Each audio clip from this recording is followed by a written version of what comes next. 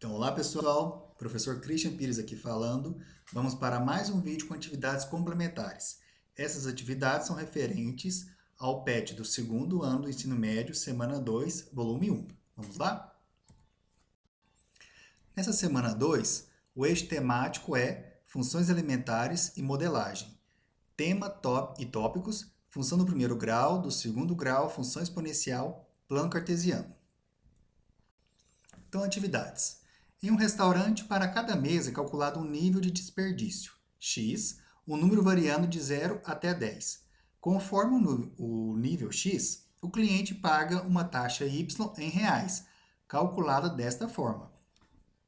Então, aqui foi apresentado 3 faixas de intervalo que pode estar a taxa x, né, que vai variar de 0 até 10, e para cada faixa de uma dessas três, o que o cliente vai pagar é calculado de acordo com uma função. Nesse caso aqui, o y. Então, são 3 faixas. A primeira, 0 é menor ou igual a x, que é menor que 5. Ou seja, começa a partir do zero, e pode ser o próprio zero, e chega até o limite de 5, mas não pode ser propriamente o 5, abaixo dele. Quando for nesse caso, a equação será y igual a x dividido por 4. Segunda, 5 é menor ou igual a x, que é menor que 7. Nesse caso aqui, começa a partir do 5 com o limite superior de 7, então não pode ser exatamente o 7. E quando essa taxa estiver nesse intervalo, o preço que o cliente irá pagar pelo desperdício será dado por y igual a x menos 3,75. E a última faixa é 7 menor ou igual a x, que é menor ou igual a 10. E nesse caso, y será igual a 2x menos 10,75. Aqui ao lado tem o gráfico que representa cada uma das faixas, né, de acordo com a cor, ok? Chegando até da primeira até a terceira. Como podemos perceber, na abscissa, que é onde vai ser, então, a taxa de desperdício que cada cliente recebeu, vai de 0 até 10.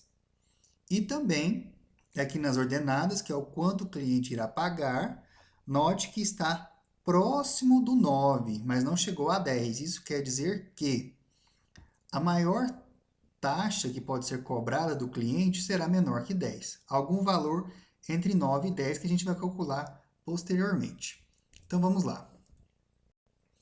O gráfico acima representa os valores pagos, eixo das ordenadas, y, de acordo com o nível x de desperdício, eixo das abscissas. 2 clientes acabaram de pagar suas contas. Um pagou o valor máximo em relação ao desperdício, e o outro teve o nível x de desperdício calculado em 6. Quais foram os valores pagos pelos 2 clientes, respectivamente? Olha, então são 2 informações. O primeiro pagou o valor máximo, né? Então a gente pode considerar que a sua taxa de desperdício teve o valor máximo também, que no caso aqui seria 10. E o outro foi calculado em 6 e pergunta quais são os valores que eles pagaram. Mas vamos fazer esse exercício de uma maneira bem completa, tá? Não vamos diretamente à resposta para aproveitar e rever alguns conteúdos. Vamos lá. Então, resolução. Olha, esse exercício apresenta intervalos, né? E para cada intervalo, uma sentença ou uma função.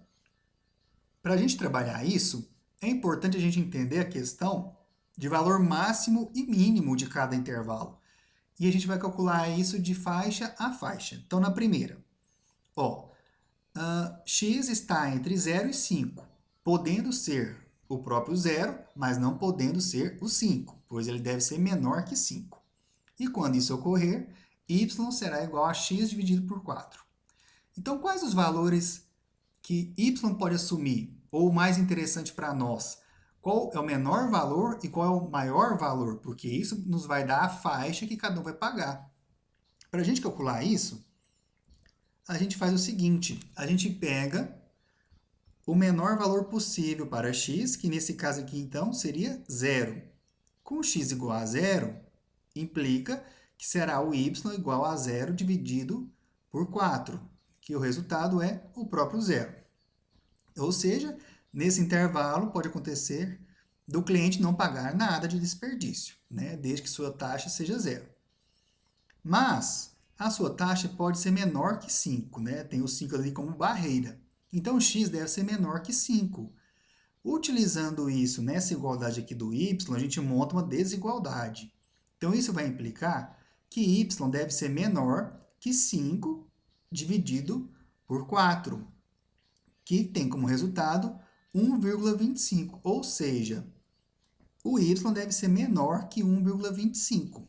Colocando isso em intervalo, podemos escrever de duas formas. Primeiro, podemos dizer, então, que zero é menor ou igual a x, que é menor que 5. Isto irá implicar que, então, zero vai ser menor ou igual a y, que será menor que 1,25. Ou ainda, nesse caso aqui desse intervalo, o x irá pertencer ao intervalo fechado em zero até o ponto aberto em 5, né? Um intervalo aqui de números reais. E quando o x pertencer a esse intervalo, vai implicar que o y pertence ao intervalo fechado em zero e aberto em 1,25, ok? Então, assim, esse sinalzinho que a gente utilizou aqui, colchetes, né? Ele pode ter a referência de aberto ou fechado. Quando aqui em cima a gente utiliza igual, aí ele é fechado, porque esse próprio número pode fazer parte do intervalo. Quando aqui é só menor ou maior, dependendo do caso, a gente utiliza ele aberto, né? Para fora do número. Porque quer dizer que não pode ser propriamente um número. O número é uma barreira, né? Um limitador. Certo? Vamos analisar agora os demais intervalos. No segundo, 5 é menor ou igual a x, que é menor que 7. E quando esse, y será igual a x menos 3,75. Então, nesse caso aqui, o menor valor que x pode assumir é x igual a 5. E quando for assim, y será igual a 5 menos 3,75 igual a 1,25. E o maior valor seria x tem que ser menor que 7. É o limitador, né? Isso vai implicar, jogando novamente para a igualdade que a gente tem aqui, que y deve ser menor que 7 menos 3,75, que vai implicar que y deve ser menor que 3,25, ok? Transformando isso em intervalos.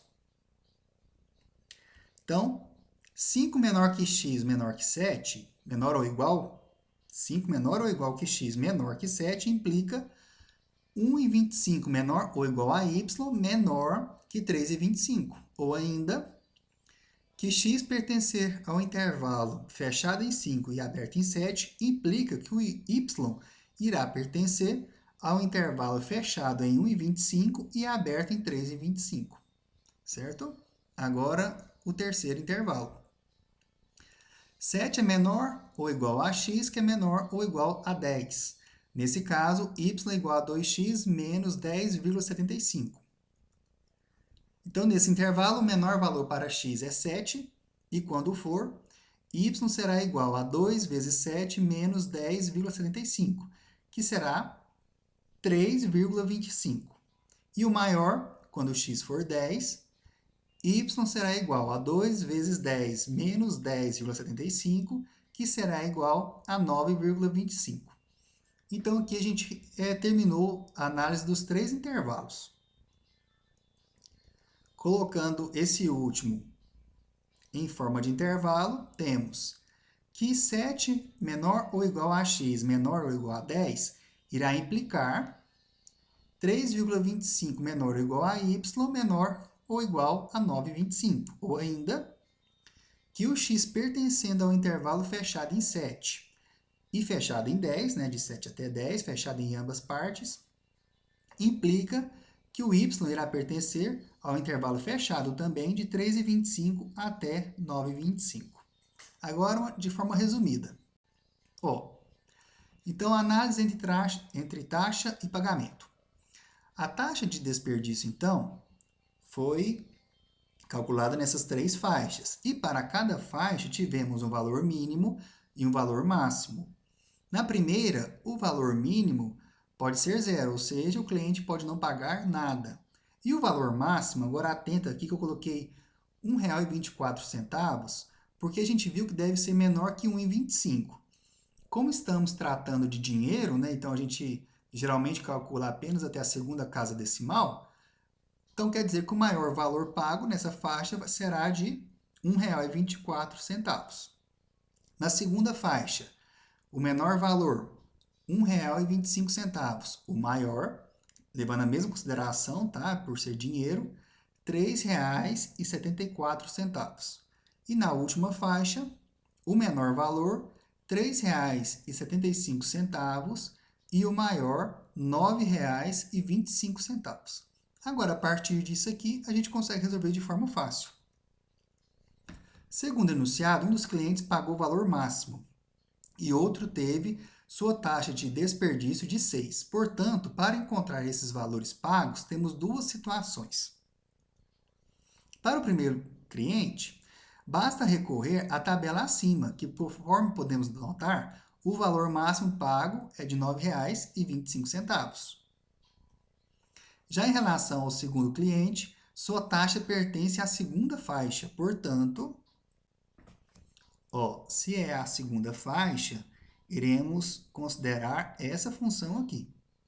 Então, para x igual a 6, temos y igual a 6 menos 3,75, que é igual a 2,25. Então, pronto. Sabemos que o primeiro cliente pagou R$ 9,25 e o segundo R$ 2,25. Então, letra C. Ok? Então, continuando. Número 2. Dada a função f de x igual a menos 2x ao quadrado mais 4x menos 2, as coordenadas do vértice da parábola que representa essa função são... Vamos lá. Resolução. Primeiro é necessário identificar os valores dos coeficientes, né? Então, o nosso termo A é o termo que acompanha o x ao quadrado, nesse caso é menos 2. O coeficiente B é o número que acompanha o x, então, nesse caso é 4. E o termo independente, né, o que não tem x, que é o C, nesse caso nosso vale menos 2. Aí aqui pediu as coordenadas do vértice, basta a gente utilizar as fórmulas. A fórmula do x do vértice é dada por menos b sobre 2a. Nesse caso aqui o nosso b é 4, o a menos 2, fazendo as devidas substituições, temos que o x do vértice será igual a 1. A fórmula do y do vértice, menos delta sobre 4a, o delta valendo b ao quadrado menos 4ac, dividido por 4a. Note que o sinal de menos deve ficar de fora dos parênteses, porque ele multiplica todo o resultado que der aqui dentro, tá? Então, primeiro resolva dentro do parêntese, aqui faltou um para fechar, tá? Mas tem mais um aqui fechando. E depois, só ao final, você vai considerar esse sinal aqui negativo. Apesar que aqui nesse caso deu zero, não faria muita diferença. Então, 0 dividido por 8 é o próprio zero. E assim, temos as duas coordenadas. Portanto, as coordenadas do vértice da parábola que representa essa função, x do vértice e y do vértice, são 1,0. Lembrando que as coordenadas são ordenadas, né? Então, primeiro vem o x, depois o y. Resposta, letra C, 1,0. Continuando. Uma complementação desse exercício. Em várias situações, quando envolve função quadrática, geralmente, costumamos simplificar as equações ou funções. E sempre temos o costume de dizer que não faz diferença, né? Que podemos simplificar à vontade. Depende, na verdade. Quando a gente simplifica uma função quadrática, a gente muda um pouquinho a parábola que representa essa função.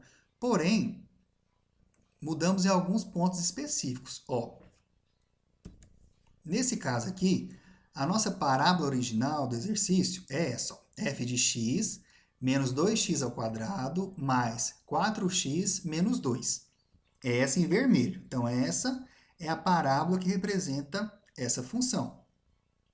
Como a gente já calculou, o vértice dela é o ponto 1,0.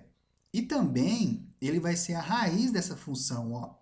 Observe que nesse ponto intercepta o eixo de x. Então, ao mesmo tempo que ele é o vértice, ele também é a raiz da função.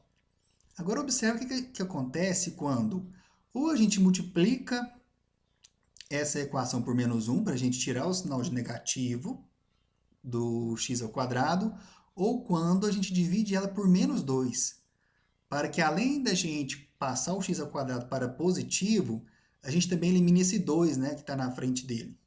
Olha, essa de azul representa, então, essa mesma função, porém simplificada por menos 1, ou multiplicada, né, daria na mesma, só para trocar o sinal. Quando a gente faz isso, o gráfico dela sofre uma alteração. A forma permanece a mesma. Ó. Observe que a forma do gráfico não mudou, mas mudou seu sentido. Enquanto da original a concavidade era para baixo, desse novo a concavidade passa a ser para cima, mas não altera o vértice, nesse caso, ó, que seria também a própria raiz, ok? Agora, no caso de h de x, que a gente dividiu toda a função de f de x por menos 2. Então, resultou em x ao quadrado menos 2x mais 1. Então, é esse gráfico aqui agora em verde. Note que agora, além do sentido da concavidade que mudou, ela também ficou mais aberta, ó, mais aberta que a original. Porém, o vértice, ou no caso aqui nosso, mais específico, a raiz, permanece a mesma, ok? Mas só, então, assim, uma ressalva, tá? Simplificar não altera para você encontrar as raízes da função, mas tem ocorre algumas mudanças no gráfico, ok? Continuando. Número 3. O gráfico que representa a função f de x igual menos 2x ao quadrado mais 4x mais 6 é. Nesse caso aqui, a gente tem que se atentar. Ó.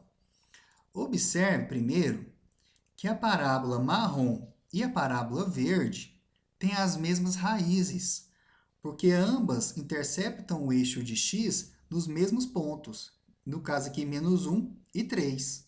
Então, se a gente fosse olhar qual parábola representa essa função apenas por suas raízes, a gente não conseguiria decidir se é a marrom ou se é a verde, se caso a gente tivesse em dúvida apenas sobre as duas, ok? Então, como a gente eliminar essas dúvidas? Analisando todos os coeficientes. Vamos começar. Coeficiente A negativo. Então, o coeficiente que está acompanhando o termo x ao quadrado é negativo. Quando isso ocorre, quer dizer que a nossa concavidade da parábola será voltada para baixo. Então, de cara, já eliminamos a opção da parábola 1 e da parábola 4, porque ambas estão com a concavidade para cima. Continuando. Coeficiente B é positivo, e isso também nos dá uma informação. Considerando o gráfico, quando B for positivo, no caso aqui temos uma parábola com concavidade para baixo, o eixo das ordenadas será interceptado pela parábola em seu ramo crescente, ó. Tá vendo? Da esquerda para a direita, a parábola está crescendo até chegar no vértice e começar a decrescer. Mas ela vai interceptar o eixo das ordenadas, né, ou o eixo y, em seu ramo crescente, quando o B for positivo. Se ele fosse negativo, essa interceptação aqui ocorreria do lado de cá, tá? Do lado direito da parábola, no ramo decrescente. E agora, o coeficiente C. O coeficiente C tem valor igual a mais 6. Então, o que isso quer dizer? Quer dizer que, além da sua concavidade ser para baixo, por conta do A. Interceptar o eixo de Y em seu ramo crescente. Esse ponto onde ocorre essa interceptação será no ponto 6, porque é o valor do C. E agora sim, a gente tem condição de dizer qual dessas parábolas é a que representa essa função, e sem calcular suas raízes, né? Portanto, será a parábola marrom, letra B. Ok? Continuando. Número 4. Ao construirmos o gráfico referente à função f de x igual a menos x ao quadrado mais 5x menos 6, observamos que ele intercepta o eixo das abscissas em dois pontos distintos. Esses pontos são... então já nos disse que intercepta em dois pontos. E quais são eles? Dizer que um gráfico intercepta o eixo das abscissas, né? Então o eixo do x, o horizontal do gráfico, quer dizer que nesses pontos existe um valor para x e um valor para y, mas que para y, ou para f de x, né, que no nosso caso aqui, o f de x está no lugar do y, esse valor é zero. Ou seja, esses valores de x são as raízes da função. Então aqui eu vou dar alguns exemplos.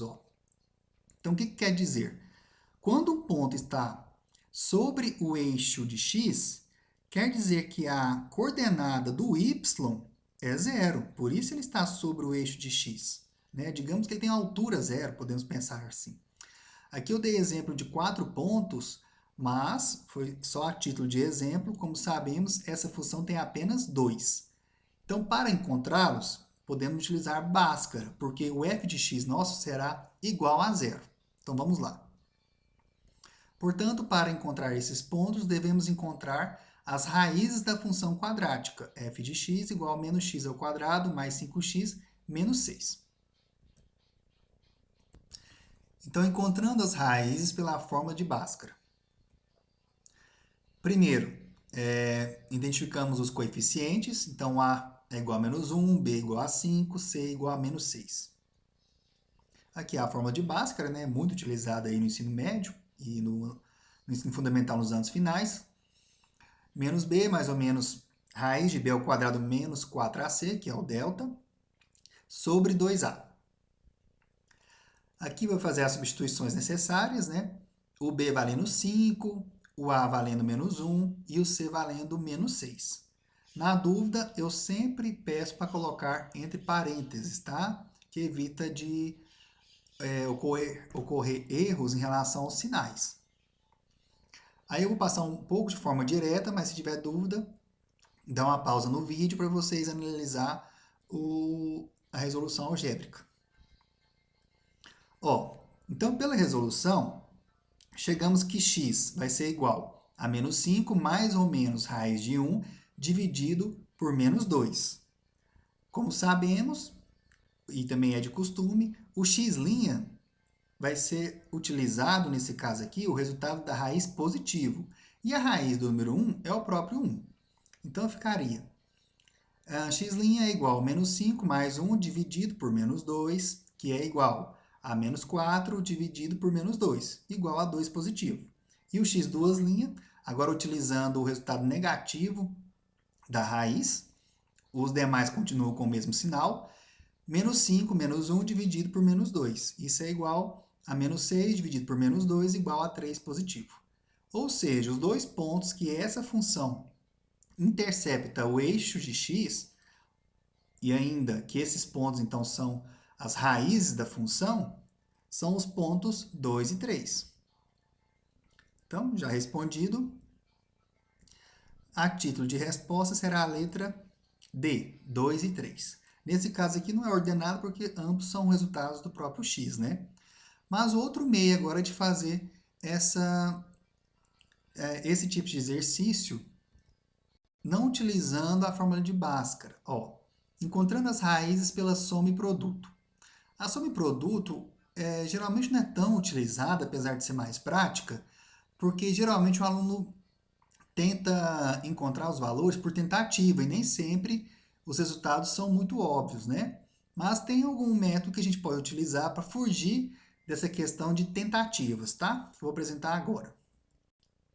Primeiro, Então, retiramos os coeficientes, né? A igual a menos 1, B igual a 5, C igual a menos 6. E as raízes aqui, eu vou chamar de x1 e x2, ok?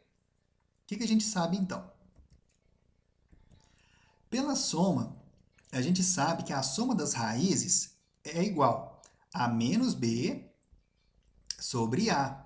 E isso, então, ficaria menos 5 dividido por menos 1, que é igual a 5. Então, ao somar as duas raízes, o resultado tem que dar 5, ok? Agora, outro detalhe. Essa aqui é a fórmula de x do vértice. Menos b dividido por 2a. A gente já até utilizou ela aqui.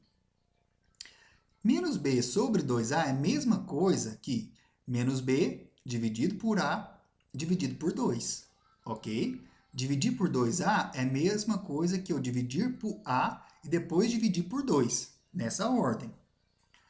E isso, note que menos b sobre a é a própria soma das raízes, ó, x1 mais x2. Então, aqui eu substituí, ó, e repeti o 2. Então, o que isso quer dizer? Quer dizer que o x do vértice nada mais é também que a média aritmética entre as raízes. Você soma as duas raízes e divide por 2. É igual ao x do vértice. E a gente pode utilizar isso no gráfico. Nesse caso, então, nosso, x1 mais x2. A gente viu aqui que tem que dar 5, né? 5 dividido por 2, 2,5. Então, o x do vértice dessa função é 2,5. Agora, vamos analisar isso no gráfico. Coloquei a parábola voltada para baixo, porque o a é negativo. Teremos dois pontos, então, x1 e x2, e ao meio o x do vértice, porque a gente viu aqui que é a média aritmética. Então, ele divide esse segmento de x1 até x2 ao meio. E esse valor, como a gente calculou, é 2,5, 2,5. E o que a gente pode tirar de conclusão disto? Olha aqui, ó. Então, o x do vértice menos esse espaço aqui chega ao x1. E vou chamar esse espaço aqui, então, de k. Ok? Então, seria menos k. Ao mesmo tempo que o x do vértice mais esse mesmo espaço, porque está ao meio, então, esses dois espaços aqui possuem o mesmo tamanho, né, o mesmo comprimento, então vou chamá-lo de mais k. E assim eu crio duas equações. Ó. Então quer dizer que o x1, uma das minhas raízes, é a mesma coisa que x do vértice menos k. E a outra, o x2, é a mesma coisa que x do vértice mais k. O x do vértice, nós já temos, é 2,5. Nos falta saber quanto que será o k. E para isso, a gente vai utilizar agora o produto das raízes. Olha, x1 vezes x2 deve ser igual, aqui eu fiz direto, mas é c sobre a. Então, menos 6 dividido por menos 1 é igual a 6 positivo. Substituindo agora o x1 por x do vértice menos k e o x2 por x do vértice mais k. Isso vai ser igual a 6.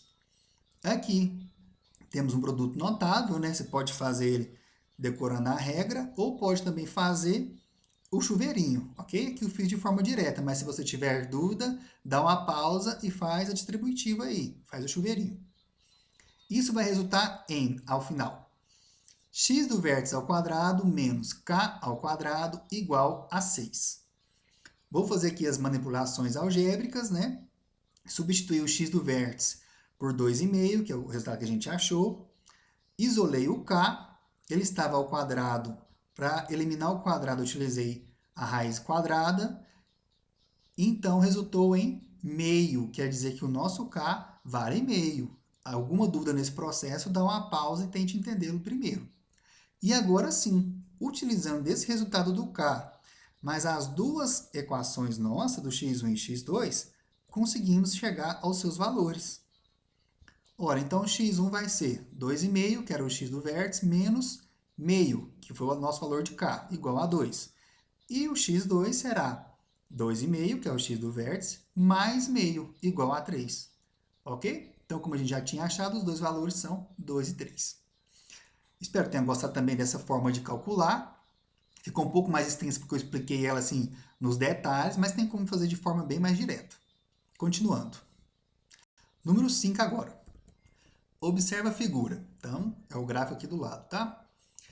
Nessa figura está representado o gráfico da função f de x igual a elevado a x com a maior que zero, sendo f de 1 mais f de menos 1 igual a 5 meios. O valor de a é... então aqui se trata de uma função exponencial.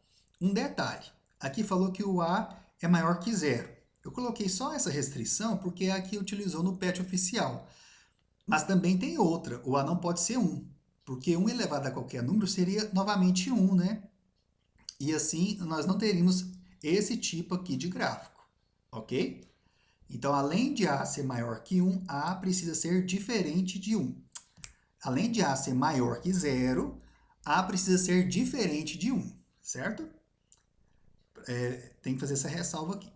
Continuando, então. Olha, o que a gente vai fazer?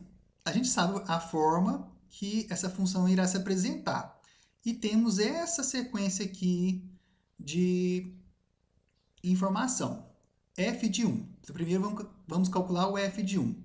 Se f de x é igual a elevado a x, então f de 1 é igual a elevado a 1, que é igual o próprio a. Agora, f de menos 1. Então, f de menos 1 é igual a elevado a menos 1. Aí aqui a gente vai utilizar a propriedade de potenciação, né, com um expoente inteiro, é igual a 1 sobre a. E aí a gente vai substituir, então, agora o f de 1 por a e o f de menos 1 por 1 sobre a. Isso tudo era igual a 5 meios, então vai ficar a mais 1 sobre a igual a 5 meios. Então, aqui eu tenho uma soma, né, e um dos termos é uma fração. Coloquei o a sobre 1 para completar e criar uma fração, né? Agora eu tenho uma soma de duas frações, porém, os denominadores são diferentes. Aqui é 1 e aqui é a. Para eu efetuar essa soma, eu preciso que os denominadores sejam os mesmos. Então, vou multiplicar essa primeira aqui, ó, fração a sobre 1 por a, em ambos os números, tá? Então, tanto no denominador quanto no numerador, porque assim minha fração continua equivalente. Então, a vezes 1, a vezes a ao quadrado. E assim agora eu tenho, ó, a ao quadrado sobre a mais 1 sobre a, os outros eu só repeti, igual a 5 meios. Denominadores iguais, eu vou somar os numeradores e repetir o denominador. Então, terei a ao quadrado mais 1 sobre a, porque por enquanto não sei o valor de a. Será igual a 5 meios. Multiplica-se cruzado, ok? Aqui nessa relação que a gente tem. Então, teremos 2a ao quadrado mais 2 igual a 5a. Trazendo o 5a para a parte esquerda da igualdade, criamos, então, uma equação de segundo grau. Ó. 2a ao quadrado menos 5a mais 2 igual a zero. E para resolver isso, então, para a gente encontrar esse valor de a, nada mais que eu posso utilizar é a fórmula de Bhaskara, entendeu? Porque considerando isso aqui como uma função, eu vou encontrar, então, a raiz dessa função. Para qual valor que o a, que eu colocar aqui no lugar do a, o resultado dessa expressão seja zero. Para fazer isso, iremos fazer de duas formas novamente. Pela fórmula de Bhaskara, né, que é a mais utilizada. Lembrando que agora aquele azinho lá eu vou considerar como x, tá? Porque é mais usual. Então, os coeficientes. A igual a 2, B igual a menos 5, C igual a 2. Fórmula de Bhaskara novamente, essa aqui eu vou passar agora rápido, porque a gente já falou sobre ela. Fazendo as substituições dos coeficientes, resultou em x igual a 5 mais ou menos raiz de 9 sobre 4, ou seja, 5 vai ser, x vai ser 5 mais ou menos 3 dividido por 4. Então, teremos o x1, ou x', tá? Depende do professor o jeito de usar. Igual a 5 mais 3 sobre 4, igual a 2 no final. E o x2, ou x', igual a 5 menos 3, aqui eu vou utilizar o resultado negativo da raiz, dividido por 4, igual a 2 quartos, que no final fica, de forma simplificada, meio. Então, para aquele A no slide anterior que a gente está procurando, eu tenho duas opções. Ó. Ele pode ser o número 2 ou pode ser meio. Mas qual das duas opções que irei utilizar? Vamos analisar. Então, encontramos duas possibilidades para a função. A função pode ser f de x igual a 2 elevado a x, ou pode ser também, nesse caso, meio elevado a x. O meio tem que ficar entre parênteses, porque o x eleva os dois números, tá? Tanto o numerador quanto o denominador. Qual desses dois escolher? Ó, agora aqui vai entrar outra condição. Se for a primeira, essa função aqui, ela é crescente. Quando a gente tem essa constante aqui da função exponencial positiva e maior que 1, representa uma função crescente. Já do outro lado, quando a gente tem essa constante aqui, que fica elevada a x, entre 0 e 1, ela é decrescente. E a função do nosso exercício, conforme mostra naquela imagem, ela é crescente. Ó. À medida que os pontos de x crescem no sentido horizontal, da esquerda para a direita, os pontos de y crescem também no sentido das ordenadas, que é de baixo para cima, ok? Então, cresce na horizontal, cresce na vertical. Quer dizer que ela é crescente. Com isso, teremos que utilizar, então, portanto, f de x igual a 2 elevado a x. Em questão de resposta, será a letra A. Então, o A nosso vale 2, ok? Continuando. Como a gente chegou em uma equação do segundo grau, né, e a gente teria que achar as raízes dela, vou novamente mostrar fazendo sem utilizar a fórmula de Bhaskara. Agora um pouquinho mais resumido, que eu já expliquei esse método anteriormente. Primeiro, retiramos os coeficientes, da mesma forma que Bhaskara. A igual a 2, B igual a menos 5, C igual a 2. E, novamente, agora, já vou fazer de forma direta, você vai encontrar a média das raízes. Ó, então, x1 mais x2 dividido por 2 será igual. A soma das raízes tem que dar menos b sobre a, substituindo aqui pelos valores que a gente tem, isso dividido, então, por 2. Vai resultar em 5 quartos. E assim vamos analisar no gráfico novamente. Ó. Então, agora temos uma parada com cavidade para cima, porque o nosso A é positivo. Encontramos que o x do vértice aqui será 5 quartos. Então, quer dizer que de 5 quartos menos 1k, chegamos ao x1. E 5 quartos mais 1k, chegamos ao x2. Gerando novamente as duas equações. Ó. Então, agora vamos encontrar o valor de k, porque o de x do vértice nós já temos. Aí vamos utilizar, então, o do produto agora, né? O produto das raízes x1 e x2 será igual ao c sobre a, ou 2 sobre 2, que é igual a 1. Substituindo, então, nosso x1 vale 5 quartos menos k, o x2, 5 quartos mais k, igual a 1. Fazendo aqui a distributiva, né, o chuveirinho, vamos chegar 25 sobre 16 menos k ao quadrado é igual a 1.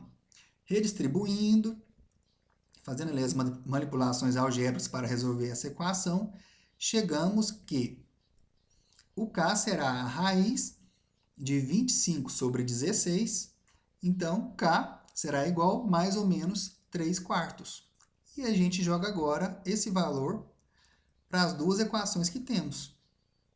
Então, nosso x1 será 5 quartos menos 3 quartos igual 2 quartos igual a meio, ok?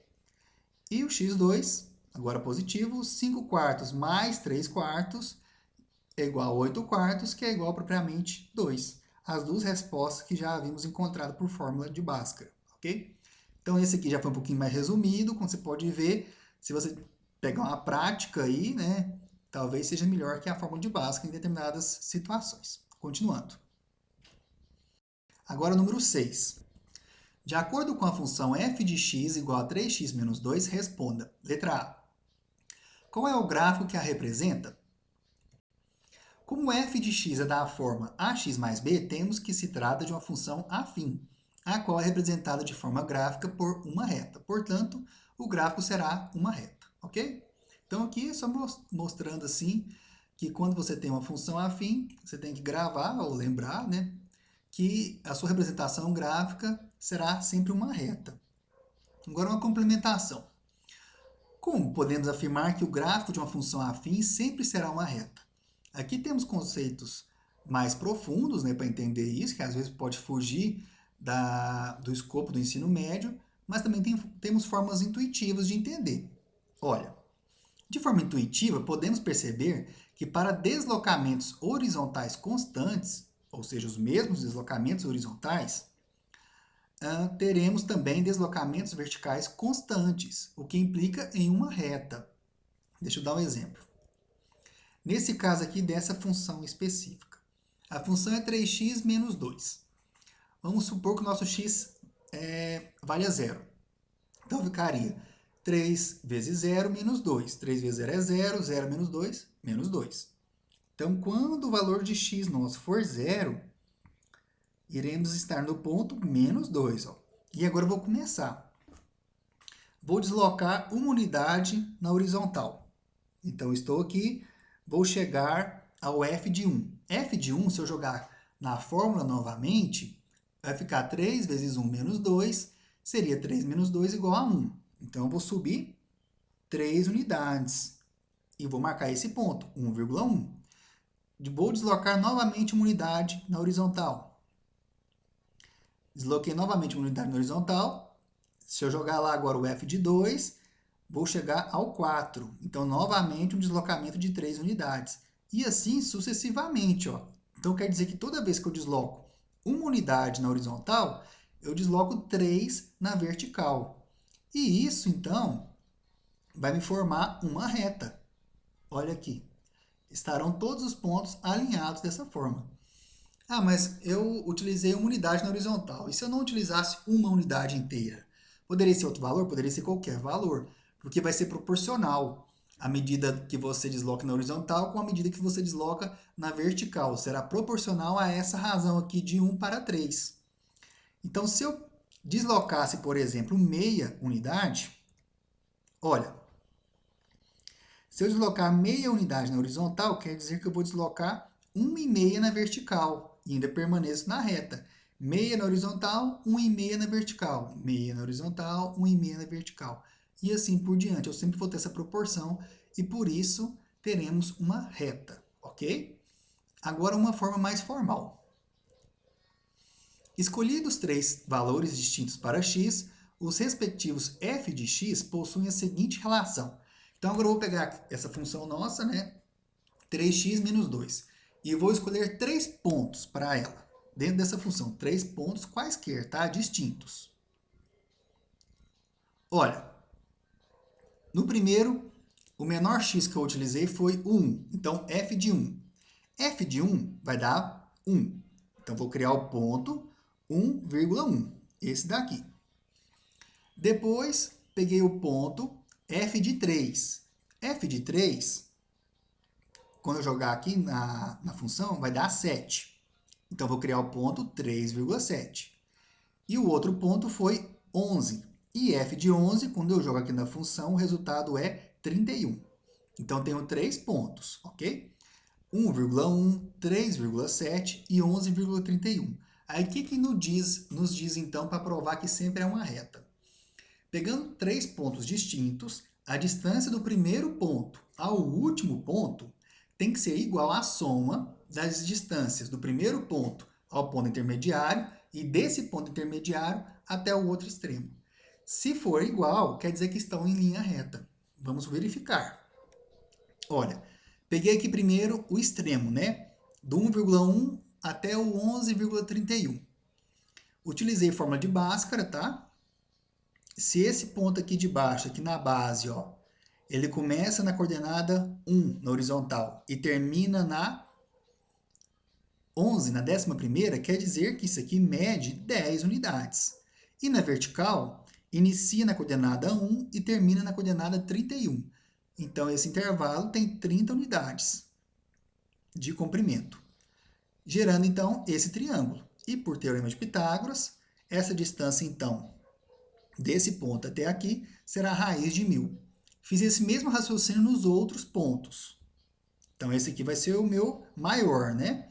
Agora, do primeiro ponto ao intermediário. 1,1 até o 3,7. A base aqui, então, será 2 e a altura 6. Portanto, a distância, raiz de 40. No outro ponto, agora do intermediário até o extremo, aqui maior, em cima, gerei esse triângulo. Base 8, altura 24. Portanto, essa distância será raiz quadrada de 640. Agora, desenvolvendo as raízes. Raiz de 1000 é a mesma coisa que 10 raiz de 10. Raiz de 40, mesma coisa que 2 raiz de 10. E raiz de 640 é a mesma coisa que 8 raiz de 10. Ou seja, raiz de 40 mais raiz de 640 é igual a 2 raiz de 10 mais 8 raiz de 10, que é igual a 10 raiz de 10, que é igual a raiz de 1000. Ou seja, realmente, a distância do primeiro ponto ao último ponto é igual à soma das distâncias do primeiro ponto ao intermediário e do intermediário ao último. Ou seja, estão em linha reta. Ok? Essa aqui é uma complementação do exercício, né? Para a gente entender por que sempre é uma reta e não vai fazer uma curva. Então, continuando. Letra B. Qual é o coeficiente angular? Uma observação. O exercício trata-se de uma função. Então, o termo mais adequado é taxa de variação, tá? E não coeficiente angular. Pois coeficiente angular diz respeito especificamente a uma reta. Então, quando você estiver tratando lá na reta, no gráfico, né, a equação da reta, aí faz mais sentido aquele azinho ser o coeficiente angular. Agora, quando a gente estiver tratando só de função, sem partir para o plano da geometria analítica, é melhor a gente falar taxa de variação, que como a gente viu, está variando de tanto em tanto. Mas, no final das contas, é representado pela mesma letra, tá? Portanto, a taxa de variação da função f de x igual a 3x menos 2 é 3, pois, na forma de função f de x igual a x mais b, verificamos que o valor de a, neste caso aqui, taxa de variação, é 3, ok? E aqui eu vou mostrar, né, o que quer dizer essa taxa de variação. Então, essa é a nossa função, f de x igual a 3x menos 2. Aqui eu peguei 3 valores para o x, andando de uma em uma unidade. Então, f de 0, f de 1, f de 2. E calculei os seus resultados, que deu menos 2, 1 e 4. Então, observa. Aqui eu variei uma unidade. No resultado, variou 3 unidades. Quando eu vario novamente uma unidade, no resultado vai variar novamente 3 unidades. Ou seja, é uma variação de 3 em 3. Mas não é de 3 em 3 inteiros, é de 3 em 3 vezes a unidade que você variar no x. Vou explicar melhor. Ou seja, para cada unidade acrescida a x, temos 3 vezes essa unidade acrescida a f de x. Aqui eu acresci uma unidade. Então, no resultado, vai ser acrescido 1 vezes 3, 3 unidades. Agora, observa a outra tabela. Aqui eu vou acrescer sempre meia unidade. Então, f de 0, passei para f de meio. O que aconteceu no resultado? Menos 2 passou para menos meio. Então, foi acrescido 1,5, ou seja, 3 vezes meio. E, novamente, acrescido novamente meia unidade, o resultado será acrescido novamente 1,5 unidade. Então, sempre a minha taxa de variação vai ser 3 vezes o que eu acrescentar aqui no x, ok? Essa é a ideia de taxa de variação. Continuando. Letra C, qual é o coeficiente linear? O linear é representado pelo b, né? Sendo a função da forma f de x igual a x mais b, verificamos que o valor do coeficiente linear b é menos 2. Qual é o nome dado? Aqui a gente entendeu que esse nome que está pedindo é o nome da função, né? Sendo a função da forma f de x igual a x mais b, o nome dado é função afim, ok? Então, essa função aqui do primeiro grau é a função afim, né? De um polinômio do primeiro grau. Letra E. Ela é crescente ou decrescente? Por quê? Na definição de função afim, é crescente se sua taxa de variação, ou o A, né, for positivo. E decrescente se A é negativo. Agora, por que, né, que isso quer dizer? Tomemos x1 menor que x2. Então, serão dois valores para x, um menor que o outro, né? Dessa forma, teremos, olha, então x1 é menor que x2. Se x1 é menor que x2 e eu multiplicar por 3, um número positivo, em ambos os lados, a desigualdade permanece. Então, 3x1 é menor que 3x2. Da mesma forma, se eu subtrair 2 em ambos os lados também, a desigualdade permanece. Então, 3x1 menos 2 será menor que 3x2 menos 2. E o que isso aqui corresponde? Corresponde aos próprios f de x1 e f de x2. Ou seja, x1 ser menor que x2 implica que f de x1 será menor que f de x2. Portanto, como na respectiva função a taxa de variação é 3, um número positivo, a função é crescente, ok? Se eu for atribuindo aqui mais valores agora maior que x2, terei f's maiores que f de x2, e isso nos garante que a função será crescente. Letra F, qual é a raiz? Como vimos, raiz é o valor para x que o resultado de f de x será zero, né? E isso no gráfico quer dizer que esse ponto estará sobre o eixo das abscissas, ou o eixo de x. Então, para calcular, f de x precisa ser zero. E quem que é o f de x nesse caso? É 3x menos 2. Então, 3x menos 2 será igual a zero. Aqui a gente vai fazer as manipulações algébricas necessárias para isolar o x e chegaremos que x deve ser igual a 2/3. Esses 2/3 quer dizer, então, que quando eu substituir aqui em cima, ó, no lugar desse x, colocar 2/3, o resultado será zero. E ainda, jogando aqui no gráfico, temos, então, a reta que representa essa função de f de x, né, 3x menos 2, uma reta crescente, e ela vai passar aqui pelo eixo de x, ou eixo das abscissas, no ponto 2/3, ok? Essa é a ideia da raiz da função.